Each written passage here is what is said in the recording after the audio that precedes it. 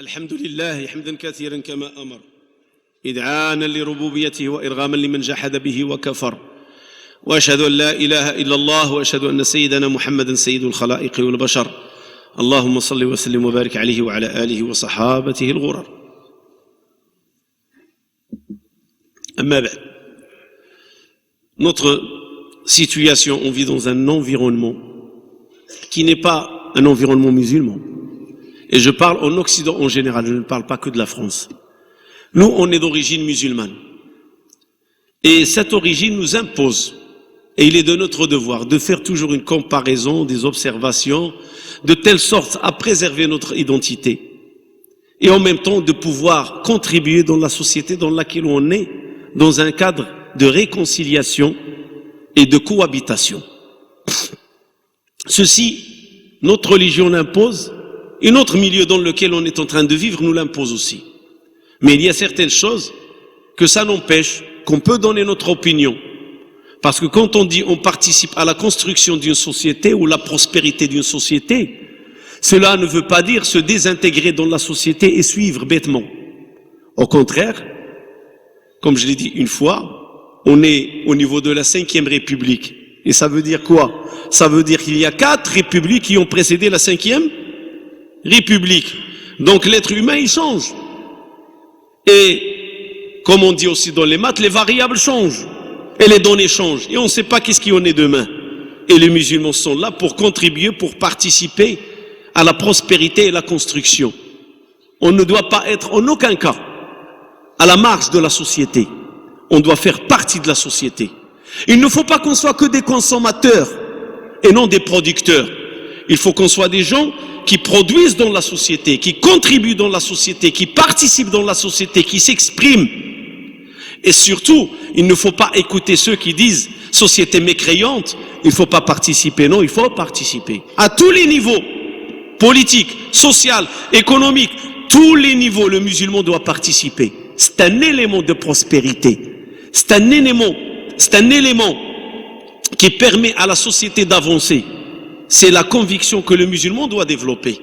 Et ceux qui disent société mécréante, ceux-là, il ne faut même pas leur prêter oreille parce qu'ils n'ont pas de place dans aucune société parce que la société musulmane n'existe pas. Alors si vraiment ils cherchent la société musulmane, il n'y en a pas de société musulmane actuellement. Il n'y en a pas. De l'Est à l'Ouest et du Nord au Sud, il n'y a pas de société musulmane. Il n'y a que des sociétés mécréantes et musulmanes plus ou moins. Revenons à notre sujet. Alors j'ai dit l'islam est une religion qui a ses règles. L'islam il statue pour l'être humain de sa naissance jusqu'à sa mort. Il l'accompagne.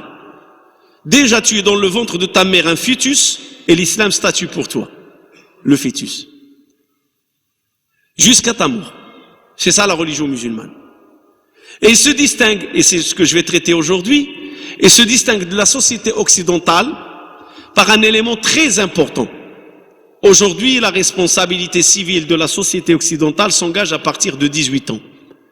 C'est-à-dire, une personne doit observer minuit, sa date de naissance est minuit arrivé, 18 ans arrivé, donc il s'engage dans la responsabilité. Ça, c'est l'être humain, ijtihad.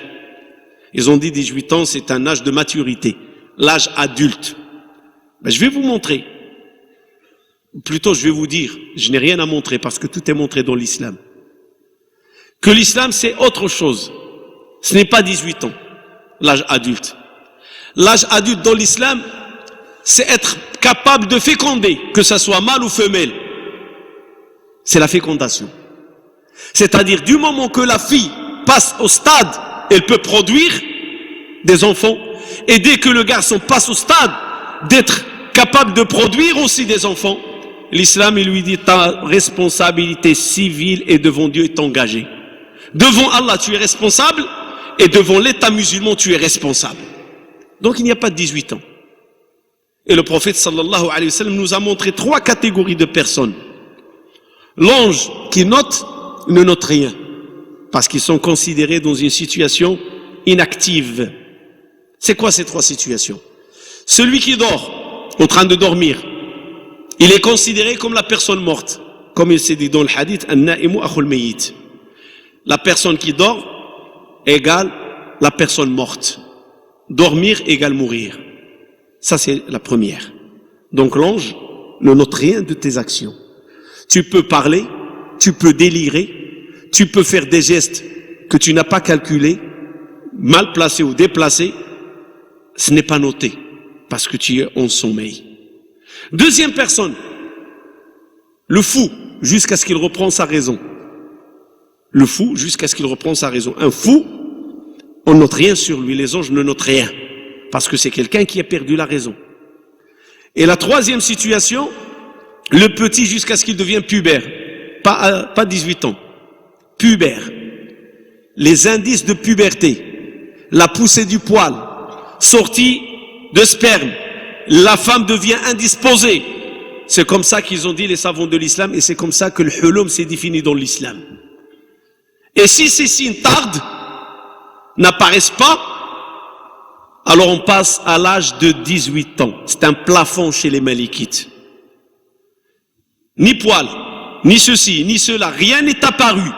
Les signes de puberté n'apparaissent pas. Que ça soit chez le garçon, que ça soit chez la fille. Alors qu'est-ce qu'il y en est? On a plafonné chez les malikites 18 ans. D'autres, il y en a qui ont parlé de 20 ans, je ne sais pas si c'est le Hanabila, et d'autres, ils ont parlé de 16 ans. Mais l'essentiel, c'est que les savants, ils ont fait ijtihad. Quand est-ce on devient responsable civilement? Quand il n'y a pas de signe de puberté, il y a un plafond. Aujourd'hui, dans la société occidentale, on est civil, responsable civilement à partir de l'âge de 18 ans. Et avant cela, qu'est-ce qu'il y a? On n'est pas responsable devant les autorités. On est des mineurs. Et quand on est mineur, ce sont les tuteurs qui sont responsables. Les tuteurs peuvent être parents, les parents, peuvent être une autre personne, comme il peut être l'État qui désigne quelqu'un. Alors je dis cela pourquoi? Parce qu'il y a un phénomène dernièrement qui dépasse, et malheureusement, c'est un phénomène que j'aurais aimé parler de la journée de la femme. Le 8 mars, hier, c'était la journée de la femme. J'aurais aimé traiter le sujet de la femme. Mais la jeunesse, c'est le fruit de la femme. C'est le fruit des mamans. Alors, au Hotmassan, le quartier, au de la Paillade, depuis des mois, un phénomène qui s'est développé. Ce phénomène, c'est des incivilités, des agressions, des vols et des actes de délinquance. Alors c'est un phénomène, ça mérite à être étudié. Un frère m'a donné un rapport qui a été publié, dans lequel on parle de l'âge de ces jeunes de 10, 14, 15 ans. Cela interpelle. Pourquoi ça interpelle? Est-ce que l'État est impuissante devant des enfants de 10 à 14 ans, 15 ans? Est-ce qu'elle est impuissante? Un pays qui mène des guerres à l'extérieur de la France, impuissant dans un quartier? Je ne comprends pas. Quand j'entends les politiques, ils disent la France c'est un grand pays. Et un pays qui fait partie des premiers pays du monde, les G8 et les G20. Les G8 c'est les grands, et les G20 ceux qui suivent. Et on est incapable et impuissant dans un quartier de la Paillade à remédier à une situation avec des gamins de 10 à 14, 15 ans. Cela interpelle les raisons. Et cela nous interpelle à méditer. Qu'est-ce qui se passe? Pourquoi arrive-t-on à lancer un cri, que ce soit les habitants, que ce soit le pouvoir public, que ce soit les associations, tout le monde lance un cri de désespérance. On n'en peut plus. En face de qui? 14 ans, 15 ans, de 10 ans à 15 ans. Alors il y a un problème. Le problème, je l'ai soulevé à l'introduction. L'âge de 18 ans adulte, d'une façon indirecte ou directe, Allahu A'lam, c'est l'âge, c'est cette loi qui protège la jeunesse. Ces jeunes, et je tiens à ouvrir une parenthèse pour que les jeunes ne croient pas que je les cible. Je sais que ceux qui font ces actes ne sont pas tous des musulmans. Ils sont mélangés, mais il y a des musulmans avec eux. Et moi, ce qui m'importe, c'est transmettre le message à mes frères musulmans. Leur transmettre le message. Leur ouvrir l'œil et la raison et le cœur. Et leur dire, mes petits frères, détrompez-vous. Si vous croyez que vous n'êtes pas responsable devant l'autorité et le pouvoir public parce que vous n'avez pas 18 ans, sache que l'ange est en train de noter toutes tes bêtises. Et l'enfer t'attend avec ses portes grandes ouvertes. Ça, c'est une. Parce que l'islam te met devant tes responsabilités dès l'âge de puberté. Dès l'âge de puberté, tu es responsable. Devant Allah subhanahu wa ta'ala. Et ne me dis pas la parole de l'État et la parole de Dieu. On n'est pas dans ce sujet, ni dans ce dilemme. Tu as une foi. Tu es musulman et tu dois savoir que devant Allah, celui qui t'a créé, il t'a dit, mon serviteur, tu es responsable à l'âge de puberté. Donc à 12 ans, si tu as l'âge de puberté, tu es responsable. Si tu l'as à 13 ans, à partir de 13 ans, tu es responsable. Et ainsi de suite. Le maximum plafonné, c'est 18 ans. Alors ne compte pas sur l'âge de l'État. L'État va te juger dans ce monde. Mais Allah te jugera dans l'autre monde. Ah, qu'est-ce que tu vas répondre auprès d'Allah subhanahu wa ta'ala? Tu vas lui dire, ah, l'État m'a donné 18 ans. Il va te dire, t'as oublié que moi, Allah qui t'a créé, je t'ai dit âge de puberté. C'est ça le langage. Et on oublie ça, la jeunesse oublie. Ça y est, on leur dit, ah, vous n'avez pas 18 ans, allez-y. Mais vous avez oublié Dieu qui voit tout. Vous avez oublié Allah subhanahu wa ta'ala avec ses gens, les anges qui notent tout. Vous avez oublié le jour du jugement, vous allez être debout devant Allah et avec votre livret, où vous devriez répondre à ces actes de délinquance, d'incivilité, d'agression. Où est cette dimension? Où elle est? Elle est du devoir des parents, pères et mères, de l'enseigner à leurs enfants. Parce que certains pères et certaines mères, ils répondent la même erreur que l'État. Ah, mon fils n'a pas encore 18 ans. Arrêtons. C'est une façon de l'encourager. C'est une façon de lui dire, continue, t'as pas encore 18 ans. C'est une façon de lui dire, continue à détruire ton avenir, détruire ton futur. Quand un enfant, il va passer ses 4 ans, 5 ans avant d'arriver à 18 ans, à casser, à brûler, à faire des incivilités, à insulter, à terroriser les voisins du bâtiment. Quand il va arriver à 18 ans, qu'est-ce qu'il va devenir? C'est ça l'éducation? C'est ça le diplôme? C'est ça la communauté musulmane qui doit participer à la construction d'un pays? Voilà. C'est ce qui arrivera. Arrivé à 18 ans, ni diplôme, ni éducation, ni études, rien du tout, parce qu'il a passé les années de l'école dans la rue. Il a passé les années de l'école à ramasser des insultes et des invocations des gens. Vous savez, le prophète sallallahu alayhi wa sallam, il a dit, l'ange Gabriel m'enjoint conseil et me demande de bien traiter le voisin jusqu'à ce que j'ai cru, écoutez bien cela, que le voisin va faire partie des héritiers. Le voisin va faire partie des héritiers. C'est-à-dire, j'ai cru à un certain moment, ça y est, il va descendre du Coran, comme quoi le voisin sera partie des héritiers, il fera partie des héritiers. Il lui arrive une part d'héritage de son voisin. Tellement qu'il lui enjoint un conseil. Et tellement qu'il lui dit, prends soin de ton voisin. Alors je dis à ces jeunes, quel voisinage vous avez laissé? Quel voisinage vous avez bien traité? Et le prophète sallallahu alayhi wa sallam dit, celui qui passe sa nuit dormir pendant que son voisin est en train de crever de faim, il a faim. Il n'est pas croyant, il n'a pas cru en moi. Il n'a pas cru en moi. C'est-à-dire sa foi, elle est faible. Et il n'a pas cru en lui, sallallahu alayhi wa sallam, aussi, que son voisin craint sa méchanceté. Sa méchanceté. Et ce sont des jeunes qui ont arrivé à semer la méchanceté et introduire leur méchanceté dans les bâtiments, jusqu'à ce que ce sont des adultes aujourd'hui qui ont peur d'eux. Peur de quoi? Ah, on a peur qu'ils nous brûlent notre voiture. On a peur qu'ils s'attaquent à nous. On a peur qu'ils nous agressent avec des lames de rasoir. Ils nous menacent. Jusqu'au point que certains voisins ou certains citoyens parlent de s'auto-armer pour se protéger. Parce que l'État a déclaré faillite dans le quartier. Voilà. Est-ce que c'est ça l'islam? Le prophète sallallahu alayhi wa sallam, quand il nous a encouragés à se marier et à produire des enfants, vous savez qu'est-ce qu'il nous a dit? Produisez, pourquoi? Il a dit, je serai fier de vous le jour du jugement. Vous allez être ma fierté. c'est-à-dire devant les autres communautés juives, chrétiennes et les autres qui ont précédé, le prophète va dire, ça c'est ma communauté, regardez-la, comment elle est agréée par Allah. Mais c'est quelle communauté? Quelle jeunesse? Est-ce que cette jeunesse qui est en train d'agir de la sorte, le prophète va être fier d'elle? Pas du tout. Il va la repousser. Éloignez-vous de moi. Éloignez-vous de moi. On est en train de participer à ceux qui stigmatisent les musulmans. Et je me demande s'il n'y a pas des doigts par arrière, des ficelles tirées parce qu'on est dans une période électorale, à pousser des jeunesses, de la jeunesse musulmane à faire des bêtises pour dire, vous voyez, qu'est-ce qu'ils font les musulmans, leurs enfants? Eh oui.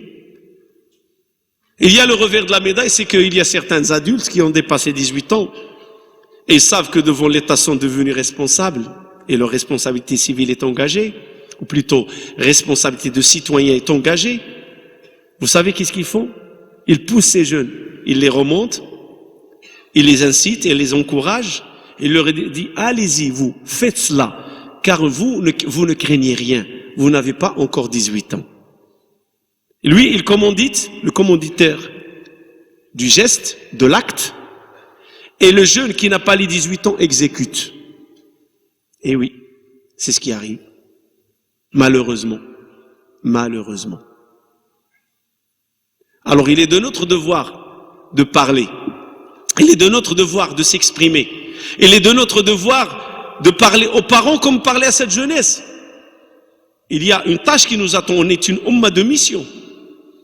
On est une umma de mission. On n'est pas une umma pour manger et, comme j'ai dit au début, consommer. Non, non, non, non, non. On est une umma de mission. On va être mis devant Allah subhanahu wa ta'ala nu et il va nous dire que ce que vous avez fait sur terre. Alors on va dire à 18 ans, la personne va faire son repentir. On va aller sur cette approche. Parce que certains jeunes disent à 18 ans, je fais mon repentir. On va aller sur cette approche. Mais tu vas faire ton repentir. Tu crois que tu vas pas trouver ce que tu as fait avant? Juste le fait qu'Allah te pose la question. Qu'est-ce que tu as fait avant 18 ans? Tu serais gêné de répondre. Et on n'a aucune garantie du repentir à 18 ans. Ça aussi c'est 2. On n'a aucune garantie qu'on va vivre jusqu'à 18 ans. Ça c'est 3. Alors, on fait quoi? Alors sachez, il faut savoir qu'il n'y a pas d'âge de 18 ans dans l'islam. Il n'y a pas d'âge. Chaque personne est responsable de ses actes. Chaque personne doit répondre de ses actes devant Allah subhanahu wa ta'ala. Chaque personne. Et que les parents cessent de dire, on est dépassé par les événements parce que l'État ne nous laisse pas éduquer nos enfants. Et tu lui poses la question, c'est quoi éduquer les enfants? Il dit frapper les enfants. Et depuis quand frapper est un moyen d'éducation? Et oui. Vous savez, mon grand souci, chaque fois que je regarde et j'observe la civilisation occidentale, j'ai un grand souci qui m'interpelle tout le temps, peut-être vous l'avez observé. J'ai fait toujours une comparaison entre l'islam et l'Occident. Et je remarque que l'Occident, il a une politique, de faire des journées, comme la journée de la femme, la journée de l'enfant, la journée des parents, la journée des pères, la journée des mères, la journée de la terre. C'est des journées. Et cependant, l'islam, il n'y a pas de journée, il y a une vie. C'est ça le principe de l'islam. Il y a une vie. Et l'éducation des enfants, c'est une vie. C'est pas une journée. C'est pas une journée. L'éducation des enfants, c'est comme le soldat qui est dans le fort. Il doit observer l'ennemi. Ses yeux ne doivent pas se fermer. À chaque moment où il va fermer les yeux, peut-être l'ennemi va l'exploiter pour s'infiltrer et glisser à l'intérieur du fort. À chaque moment. Il est de son devoir de garder l'œil ouvert. Il est de son devoir de rester vigilant. C'est ainsi les parents. Les parents doivent rester vigilants avec leurs enfants. Quand un enfant rentre à minuit, peut-être 2 heures du matin, 3 heures, et le père ne peut pas poser une question, tu étais où mon fils, ou tu étais où ma fille? Ça c'est la faillite. Ça c'est l'échec total. Quand l'enfant rentre tard, et la maman dit au père, laisse-le, c'est un enfant comme les enfants. C'est pas grave. C'est que la maman n'a rien compris, le père n'a rien compris. Il ne faut pas fermer les yeux. Vous savez, le feu, il vient de quoi? D'une petite étincelle. Et vous pouvez l'essayer. Parfois, vous voulez allumer la gazinière, vous prenez un briquet vide. Il n'y a que les étincelles. Est-ce qu'il l'allume ou il l'allume pas? Il l'allume. Une étincelle t'allume une gazinière. Une étincelle. Alors ces gestes et ces comportements de notre jeunesse, de quoi ils s'habillent, pourquoi ils rentrent tard, qui va avec, quels sont ses amis, ses copains, ses copines, tant que vous fermez les yeux sur cela, vous ne verrez que des dégâts. Nos enfants, c'est un dépôt de confiance qu'Allah nous a donné. Alors il est de notre devoir de bien veiller sur ce dépôt de confiance. Subhanallah, un commerçant, il veille sur son commerce. Il ne veut pas perdre. L'agriculteur, il veille sur sa récolte. Il ne veut pas perdre. Mais est-ce que vous savez tous qu'on est tous des commerçants vis-à-vis de nos enfants? Vous savez que nos enfants, c'est notre réussite ou notre échec. Nos enfants, c'est notre paradis ou notre enfer. Nos enfants, c'est vital pour nous. C'est la succession. C'est l'avenir de l'islam. C'est notre avenir devant Allah subhanahu wa ta'ala. Naktubu ma qaddamu wa atharahum. On note tout ce qu'ils ont fait et ce qu'ils ont laissé derrière eux. Qu'est-ce qu'on a laissé derrière nous? L'argent, c'est l'héritage, il part. Mais ce qu'on a laissé derrière nous et qui sera noté et on sera jugé, ce sont nos enfants. Allah nous jugera de nos enfants. Alors ne dis pas, mère, oh laisse-le, il joue comme les enfants. Non. Sois une mère ferme. À telle heure, tu dois rentrer. Et s'il rentre tard, tu dois me rendre compte où tu étais et avec qui tu étais. De la meilleure des façons, bien sûr. La meilleure des façons. Où tu étais. Qui tu fréquentes. Et là aussi, le rôle des frères et sœurs doit se rejoindre pour collaborer avec les parents. Et aider les parents. Il ne faut pas cacher, il ne faut pas camoufler. Parce que quand on cache une étincelle, on risque de dévoiler un grand incident. Et c'est trop tard. C'est ce qui arrive dans beaucoup de cas. Les premiers déparages de l'enfance, ils sont cachés, camouflés. Parce qu'on a peur que le père s'énerve. Alors le frère ou la sœur ou la maman cache. Jusqu'à ce qu'il y a les grands dégâts. Et le père est le dernier à être informé. Qu'est-ce qui se passe? Allah ghalb. Voilà. Alors il ne faut pas. Ce n'est pas comme ça qu'on éduque nos enfants. Il ne faut pas dire là ça. J'ai entendu, j'ai grandi dans cela et on l'a entendu maintes fois. Le bâton vient du paradis. Il y a certains parents, certains chirs qui disent la sam le bâton, les coups viennent du paradis. Astaghfirullah al-adim. Attribué au paradis ce qui n'est pas. Le paradis c'est une demeure de plaisir. Le paradis c'est une demeure de bonheur. Le paradis c'est une demeure de paix. Et là ça, la torture, les bâtons, ce n'est pas de la paix. Impossible. Allah subhanahu wa ta'ala, ce qu'il a accordé dans le paradis, personne ne peut l'imaginer. C'est la maison de paix, c'est la maison du plaisir, c'est la maison dans laquelle tous les désirs et les plaisirs d'un citoyen musulman dans le paradis, un être humain musulman dans le paradis vont être exaucés. Il n'a qu'à dire subhanakallahum. Juste louer Allah et tout s'est exaucé. Et c'est pas ça qui éduque. Comme je l'ai dit, l'éducation, c'est un travail de longue haleine. C'est un travail de longue durée. C'est pas un travail d'1 heure par jour. C'est un travail 24 heures sur 24. Tu veilles sur ton fils quand il rentre, ou ta fille quand il rentre dans son lit, jusqu'à ce qu'il se réveille de son lit. Aujourd'hui, on est trop dans l'individualisme. Nos enfants rentrent dans leur chambre, avec leurs jeux électroniques, avec leur PC portable, avec leurs tablettes. On ne sait pas ce qu'ils font. On n'a aucune vue sur ce qu'ils font. Et le moment où on ouvre les yeux, c'est trop tard, on voit les dégâts devant nous qui sont en train de faire des ravages. Alors il ne faut pas, en aucun cas, je le dis, je le répète, dire on est dépassé par ces enfants. Non, un enfant, c'est un enfant.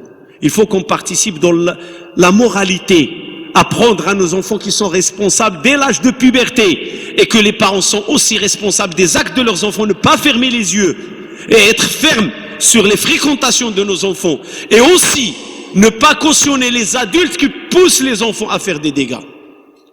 Et on est capable. sans subvention. On n'a pas besoin de subvention pour cela. Sans association, on n'a pas besoin. On a besoin de la bonne parole. On a besoin d'une conscience de notre religion. C'est de ça qu'on a besoin aujourd'hui, nous. On a besoin de faire de notre religion un investissement chez nous et chez le voisinage des enfants. Mais je suis conscient qu'un seul foyer ne peut pas tout remédier. Il y a des bons parents. Il y a des bons parents qui font leur nécessaire avec leurs enfants. Mais d'autres parents, ils ne font rien. C'est Allah qui éduque. Et attends, ton fils n'est pas le prophète Mohammed sallallahu alayhi wa sallam. Ton fils, c'est ta responsabilité. Ta fille, c'est ta responsabilité. Et chacun qui assume sa responsabilité. Inna Allah wa malaikatahu yusalluna ala nabi. Ya ayyuhalladhina amanu sallu alayhi wa sallimu taslima. Allahumma salli ala sayyidina Muhammad wa ala ali sayyidina Muhammad. كما صليت على سيدنا إبراهيم وعلى آل سيدنا إبراهيم وبارك على سيدنا محمد وعلى آل سيدنا محمد كما باركت على سيدنا إبراهيم وعلى آل سيدنا إبراهيم في العالمين إنك حميد مجيد. اللهم اجعل جمعنا هذا جمعا مرحوما واجعل تفرقنا من بعده سالما من الشر معصوما ولا تدع بيننا ولا منا شقيا ولا محروما. اللهم اغفر لنا فيه ذنوبنا وكفر عنا سيئاتنا واقض حوائجنا واستر عيوبنا ويسر أمورنا ويمن كتابنا. وإن توفيتنا ربنا في هذا المقام أو في مقام غيره توفنا مسلمين.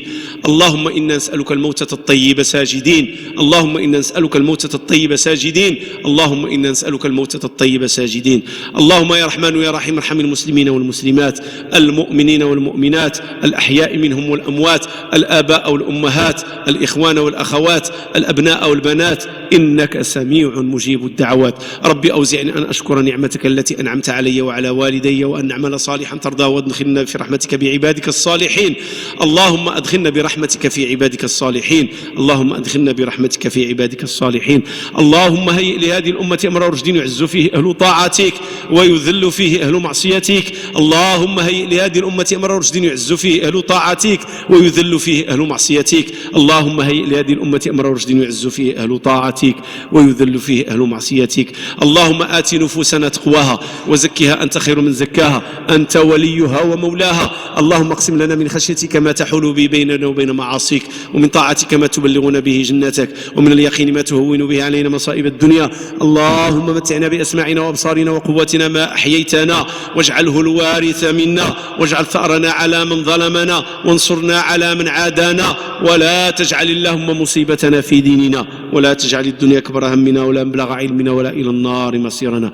اللهم من أرادنا وأراد الإسلام بخير فوفقه وأعنه ومن أرادنا وأراد الإسلام بسوء فاجعل دائرة السوء عليه. اللهم هيئ لهذه الأمة أمر رشد يعز فيه أهل طاعتك ويذل فيه أهل معصيتك. اللهم يا ناصر المستضعفين انصر إخواننا في سوريا. اللهم انصرهم. اللهم سدد رميتهم. اللهم عليك بالطاغية خذه أخذ عزيز مقتدر.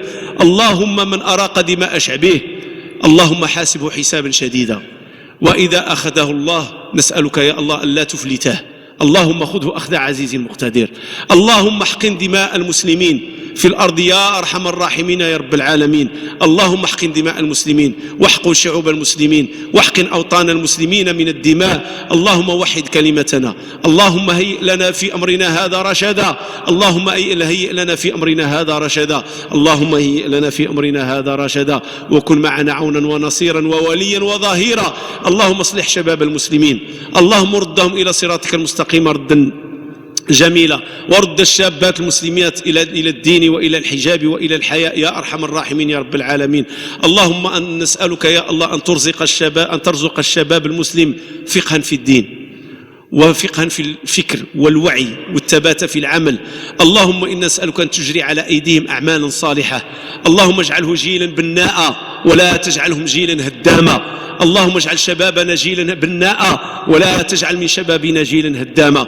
نسألك يا الله دعاء لأم تجرى لها عملية اليوم أن تشافيها وتعافيها وتكلل هذه العملية بالنجاح. ودعاء مهموم وأخ مهموم له هموم كثيرة فنسألك يا الله أن تفرج عنه همه. اللهم فرج عنه همه وغمه وفرج عن المكروبين كلهم والمهمومين همومهم من المسلمين يا أرحم الراحمين يا رب العالمين. وأخ غادرنا كان من الإخوة اللي كيعتنيوا بالصوت غادرنا ليقيم في إنجلترا فنسأل الله سبحانه وتعالى أن يجعلها عتبة طيبة وإقامة طيبة ودعاء كذلك بامرأة تصدقت بمصحف كريم للمسجد أن يتقبل الله منها هذه الصدقة ويجعلها في ميزان الحسنات، ودعاء لأخ كذلك يساهم بجهده في إصلاح الماء وما إلى ذلك. نسأل الله سبحانه وتعالى أن كل من نفع بيتا من بيوت المسلمين ونفع بيت الله أن ينفعه في الله في الدنيا والآخرة. سبحان ربك رب العزة عما يصفون وسلام على المرسلين والحمد لله رب العالمين. وفتاة تعلن الإسلام ديالها إن شاء الله بعد الصلاة. Une fille va confirmer l'attestation de l'islam après la prière, Inch'Allah.